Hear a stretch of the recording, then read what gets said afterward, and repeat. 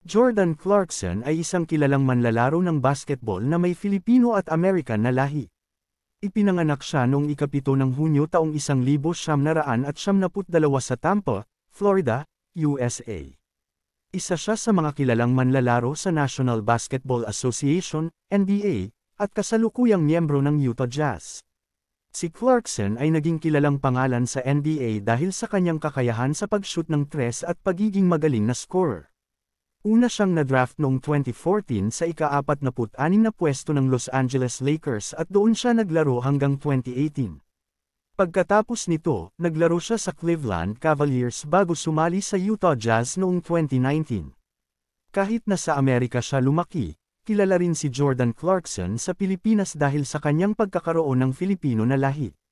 Noong 2018, kinilala siyang isang Pilipino na mang-aawit, honorary Filipino citizen, dahil sa kanyang pagmamahal sa bansa at sa paglalaro para sa koponang pambansa ng Pilipinas.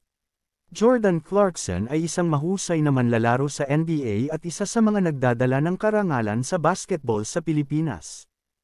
Jordan Clarkson sa Gilas, Pilipinas.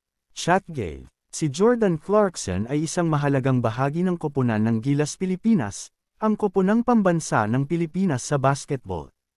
Bagamat isinilang siya sa Estados Unidos, kinikilala siyang isang naturalized player ng Pilipinas na nangangahulugang maaari siyang maglaro para sa koponang pambansa sa mga internasyonal na kompetisyon. Naging matagumpay ang pagkakaroon ni Jordan Clarkson sa Gilas, Pilipinas. Isa siyang mahusay na manlalaro sa NBA, kaya't malaki ang naitutulong niya sa koponan sa aspeto ng kakayahan sa pag-shoot, pag-atake, at pagdepensa. Naging bahagi siya ng Gilas Pilipinas sa ilang internasyonal na laban, kabilang ang mga kompetisyon tulad ng FIBA Asia Cup.